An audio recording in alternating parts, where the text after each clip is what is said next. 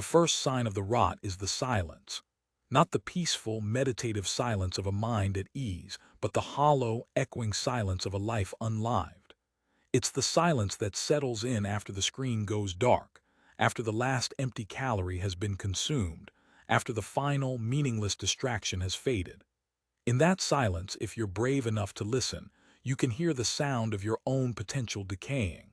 For years, that was the only sound in my world, the quiet, persistent hum of a soul in atrophy.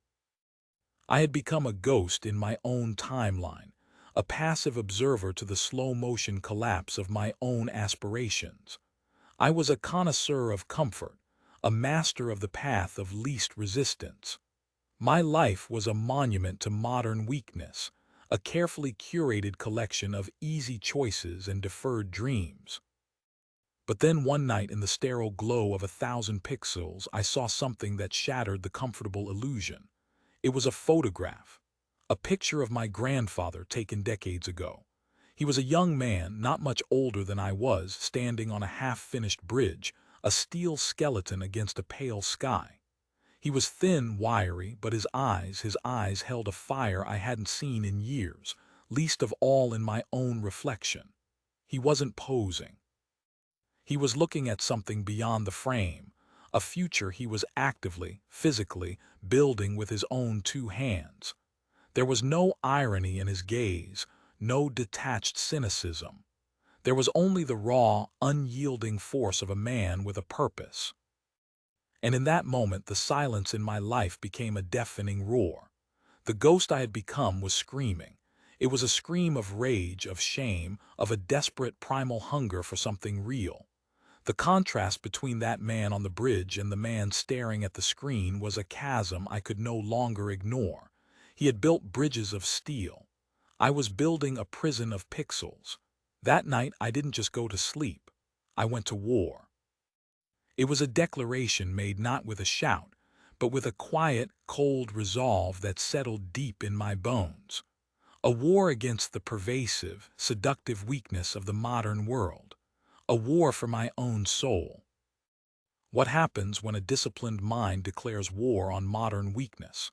The world doesn't send a worthy opponent. It sends 1,000 tiny, insignificant temptations. It doesn't present a dragon to be slain, but a death by 1,000 paper cuts. It is a war fought not on a grand battlefield, but in the mundane, forgotten moments of your day. And in those moments, you discover a truth that is both terrifying and liberating. The enemy is not out there. The enemy is in you. The first battleground was my bedroom. A space that had once been a sanctuary of comfort now became a crucible. The enemy was an old, familiar foe, the snooze button. It was the physical embodiment of later. The promise of a few more moments of blissful unconsciousness, a small, daily treaty signed with mediocrity. For years, I had surrendered without a fight. But the war had changed the rules. The alarm shrieked at 5 a.m., a hostile sound in the pre-dawn stillness. My body, a vessel conditioned by years of indulgence, rebelled. It was a symphony of aches and groans, a physical protest against this sudden, violent shift in policy. My mind, a master negotiator trained in the art of self-deception, immediately began its campaign of sedition. "It's too early," it whispered, its voice thick with the logic of lethargy. "Rest is important. You'll be more productive if you're not tired. Just 10 more minutes. What difference will 10 minutes make?" It was a compelling argument. It was the voice of reason, the voice of comfort, the voice that had been my trusted advisor for my entire adult life. But the image of my grandfather on that bridge was seared into my consciousness. His eyes, burning with a purpose I so desperately craved. What would he have done? The answer was as swift and as certain as a hammer strike. He would have gotten up. So I got up. I swung my legs out of bed, the cold floor a shock to my system. Every cell in my body screamed to retreat into the warmth of the covers, but I didn't. I stood there in the darkness, a solitary soldier on a lonely outpost, and I knew I had just won the first, and perhaps the most important battle of the war. It was a small victory, invisible to the rest of the world. but in the landscape of my own mind, a flag had just been planted on enemy soil. The next phase of the campaign was an assault on the supply lines of my own weakness. I became a spymaster in my own life, meticulously cataloging the habits and routines that were keeping me imprisoned. I tracked my screen time, my diet, my daily schedule. The data I collected was a brutal, unflinching indictment. Hours wasted on meaningless digital noise. A diet of processed, dopamine-spiking garbage that left me sluggish and unfocused. A life structured around the avoidance of anything that remotely resembled discomfort. Armed with this intelligence, I began a series of targeted strikes. I didn't declare an all-out frontal assault. That was the path to burnout and failure. Instead, I adopted a strategy of attrition. I chose one key habit, one fortress of weakness, and I laid siege to it until it fell. Then and only then did I move on to the next. My first target was the endless scroll. The phone, that sleek black mirror that reflected a world of curated perfection and manufactured outrage, had become my primary tool of self-sabotage. I deleted the social media apps, the news aggregators, the games. I stripped the device down to its most essential functions. A tool for communication, not a portal for distraction. The withdrawal was a physical sensation, a gnawing, restless anxiety. My mind, accustomed to a constant IV drip of novel stimuli, was a junkie cut off from its supply. It screamed for a fix. "You're missing out," it hissed. "Important things are happening. You're being left behind. You'll be forgotten." This was the voice of the modern world, the fear of missing out, the terror of being disconnected from the digital hive mind. But I held the line. I endured the phantom vibrations in my pocket, the reflexive twitch of my thumb reaching for an app that was no longer there. And in the void that was left behind, I rediscovered something I had lost long ago: boredom. Boredom, I realized, is not a state to be avoided, but a gateway to be entered. It is the fertile soil from which creativity, introspection, and true, deep thought can grow. In the absence of external stimulation, my own mind began to wake up.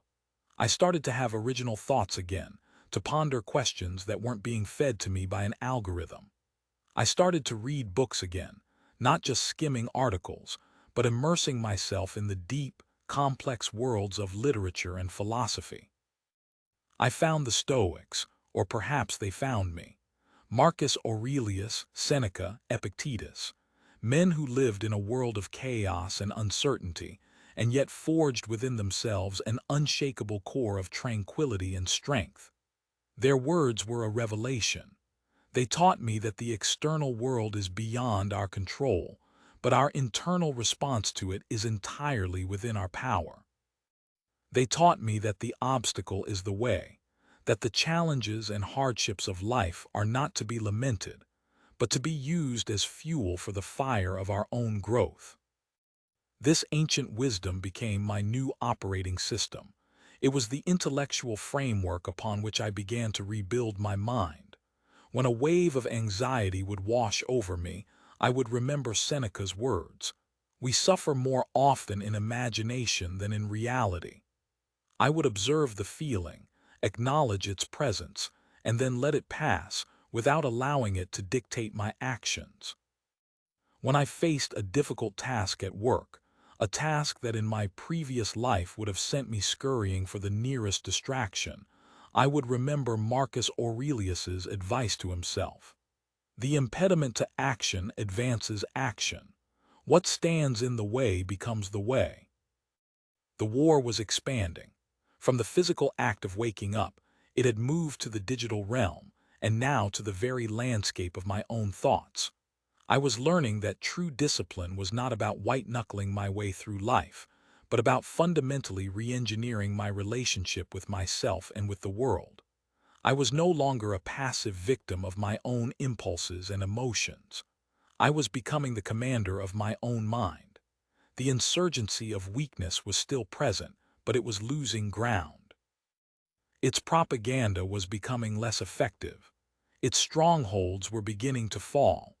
A new order was being established, an order built not on the shifting sands of comfort and convenience, but on the bedrock of discipline and purpose. The conquest of the mind was incomplete without the conquest of the body. The two were not separate entities, but a single, integrated system. My body for years had been treated as an inconvenience, a soft machine whose only purpose was to transport my brain from one screen to another. It was the physical manifestation of my mental weakness. To reclaim one, I had to reclaim the other. The campaign began not in a gleaming, state-of-the-art gym, but on the cold, hard pavement of my city streets in the pre-dawn darkness. I began to run. The first few attempts were a brutal humiliation. My lungs, shallow and weak from years of sedentary life, burned as if I were inhaling fire. My legs, unaccustomed to anything more strenuous than a walk to the refrigerator, felt like they were made of lead. Every step was a negotiation with the voice of weakness in my head, a voice that had now taken on the role of a deeply concerned, yet utterly condescending, personal trainer. "You're going to have a heart attack," it would pant in perfect rhythm with my labored breathing. "This is dangerous. You're not built for this. Look at you. You're a joke. People are watching. They're laughing." And in those early days, I believed it. The shame was as potent as the physical pain. But the memory of my grandfather, a man who had worked with his hands, who had built things that would outlast him, kept me going. He would not have quit, so I would not quit. I adopted a simple, brutal mantra: one more step. When my lungs were screaming and my legs were numb, I would force myself to take just one more step, and then one more, and then another. I was teaching my body, and by extension my mind, that its preconceived limits were a lie. I was pushing back against the self-imposed boundaries of my own potential. Slowly, painfully, progress was made. The burning in my lungs subsided, replaced by the deep, rhythmic flow of controlled breathing. The leaden ache in my legs was transformed into the satisfying thrum of powerful muscle. The runs became longer, faster. I was no longer just a man running from his own weakness. I was a man running towards his own strength. The gym was the next theater of operations. It had always been a place of profound intimidation for me, a temple of physical perfection where my soft, undisciplined body was an object of sacrilege. But I walked in anyway. I embraced the discomfort of being a beginner, of being weak. I started with the basic, compound lifts, the foundational movements of human strength: the squat, the deadlift, the overhead press. Lifting heavy iron was a revelation. It was a direct, visceral confrontation with resistance. The barbell on my back was a physical metaphor for all the burdens I had been avoiding in my life. And every time I stood up with it, every time I pushed it towards the sky, I was sending a clear, unambiguous message to the deepest parts of my psyche. I am not weak. I am strong. I can bear this weight. The physical changes were a side effect, a welcome but secondary consequence of the true transformation that was taking place. The real change was in my mind. The discipline I was forging in the gym began to bleed into every other area of my life. The resilience I was building under the barbell became the resilience I brought to my work, to my relationships, to the ongoing war within my own mind. I was learning in the most fundamental way possible the truth of the mind-body connection. A strong body builds a strong mind. A disciplined body builds a disciplined mind. The two were a feedback loop, each one reinforcing the other. As I grew physically stronger, my mental fortitude increased. As my mental fortitude increased, I was able to push my body to new heights. The voice of weakness, the serpent as I had come to call it, had not fallen silent, but its tone had changed. It was no longer the confident, authoritative voice of command. It was the desperate, pleading voice of a deposed tyrant. It still whispered its temptations, its justifications, its siren song of ease. But its words were now just noise, the pathetic death rattle of a dying regime. I had learned to listen without obeying, to hear without heeding. I was the one in command now. The war for my body was far from over, but the tide had turned. I was no longer on the defensive. I was on the attack, and I was relentless. The war on weakness was not a solitary campaign. As I rebuilt my inner world, my outer world began to shift in response. The man I was becoming was no longer compatible with the life I had been living. The transformation demanded a realignment of my relationships, my career, and my very place in the world. At work, the change was palpable. The focus and discipline I had cultivated in my morning runs and my evening reading sessions translated into a new level of productivity and clarity. I was no longer a passive employee, a cog in a machine, going through the motions to collect a paycheck. I began to see problems as opportunities, challenges as invitations to grow. I spoke up in meetings, not to hear my own voice, but to offer solutions. I took on the difficult projects, the ones that everyone else avoided. My colleagues noticed. There was a new energy about me, a quiet confidence that was both intimidating and inspiring. The promotions and the pay raises were a natural consequence of this change, but they were not the goal. The goal was to become a man of value, a man who brought more to the world than he took from it. The goal was to live a life of purpose, and my work became one of the arenas in which I expressed that purpose. My social life underwent a similar, and at times painful, transformation. The friendships that had been built on a foundation of shared weaknesses and mutual commiseration began to crumble. The late-night drinking sessions, the endless complaints about the unfairness of the world, the cynical detachment that had masqueraded as intelligence, I no longer had the tolerance for it. Some friends fell away. They were uncomfortable with the new me. My discipline was a mirror that reflected their own inaction, and they resented me for it. There was a period of loneliness, of walking a path that felt, for a time, like it was mine alone. But I soon discovered a profound truth: strength attracts strength. I began to seek out the company of men and women who were on a similar path. People who were striving, who were building, who were engaged in their own wars against their own weaknesses. The conversations shifted from complaints to strategies, from gossip to ideas, from the problems of the world to our responsibility to solve them. I was forging a new tribe, a brotherhood and sisterhood of warriors, bound not by blood, but by a shared commitment to a life of growth and purpose. The most significant transformation, however, was in my relationship with myself.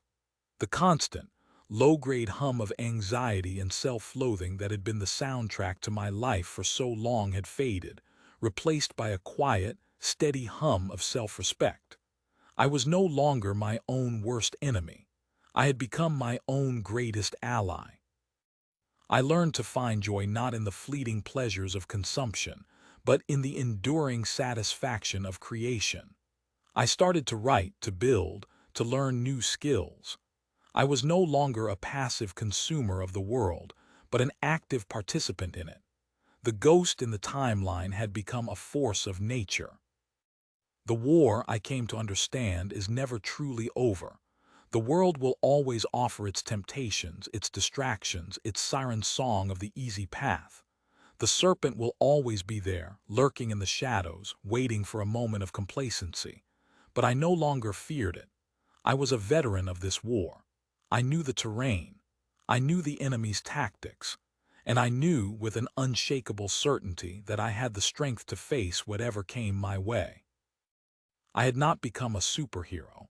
I had not achieved a state of enlightened perfection. I was still a man with all the flaws and frailties that come with the human condition. But I was a man who had chosen to live, not just to exist. A man who had looked into the abyss of modern weakness and had refused to jump. A man who had declared war and in doing so had found a peace that surpassed all understanding, the peace of a disciplined mind, the peace of a warrior who has earned his own respect, the peace of a man who knows, deep in his bones, that he is living a life worth living. This journey, this war I have described, is not a story that is unique to me. It is the story that is waiting to be written in the heart of every person who feels the gnawing dissatisfaction of a life lived at half-mast. It is the silent, desperate yearning of a generation that has been sold a bill of goods, a generation that has been told that the purpose of life is to be comfortable, to be entertained, to be happy. But happiness is not a commodity to be purchased. It is a byproduct, a consequence of a life lived with purpose, with discipline, with a willingness to embrace the struggle. The modern world, with its endless array of comforts and distractions, is not a paradise.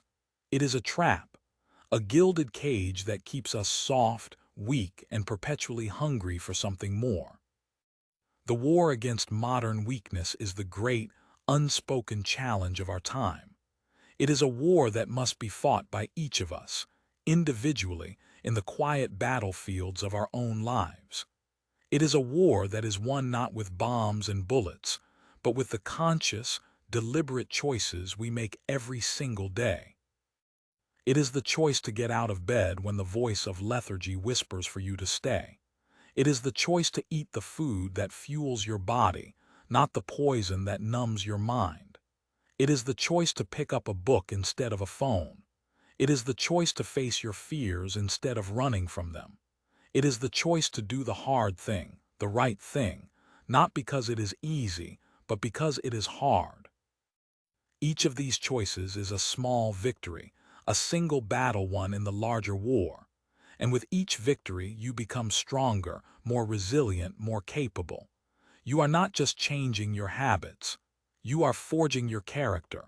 You are reforging your very soul in the fires of discipline.